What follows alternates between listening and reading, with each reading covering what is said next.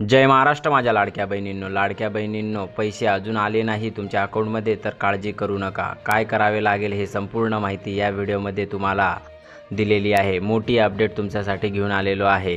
पुढील काही दिवस अजून देखील वितरण सुरूच राहणार आहे।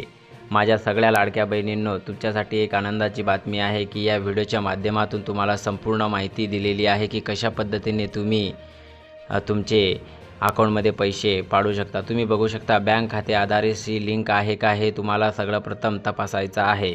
त्यानंतर बघू शकता लाडक्या बहिणींनो, काही लाभार्थी महिलांना फक्त मार्च महिन्याचे 1500 रुपये हप्ता मिळाला आहे, तर काही महिलांना मार्च प्लस एप्रिल असे एकत्र 3000 रुपये त्यांच्या अकाउंटमध्ये जमा झाले आहे। पण अजून काही महिलांच्या खात्यात एकही रुपया जमा झाला नाही, म्हणून सगळ्या लाडक्या बहिणी ह्या टेन्शनमध्ये आहे।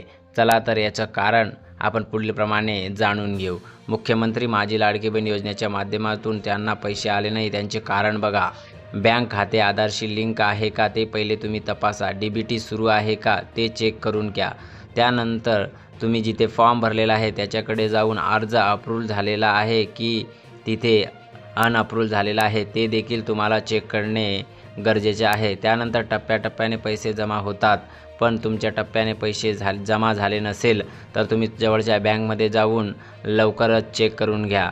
व ज्या लाडक्या बहिणींना पैसेच आलेले नाही 2 ते 3 महिन्यापासून, त्यांनी महिला व बाल विकास महामंडळामध्ये जाऊन तक्रार देखील करू शकता।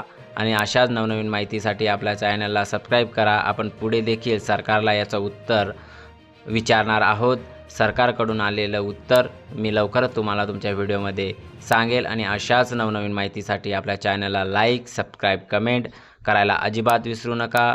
जय हिंद, जय महाराष्ट्र।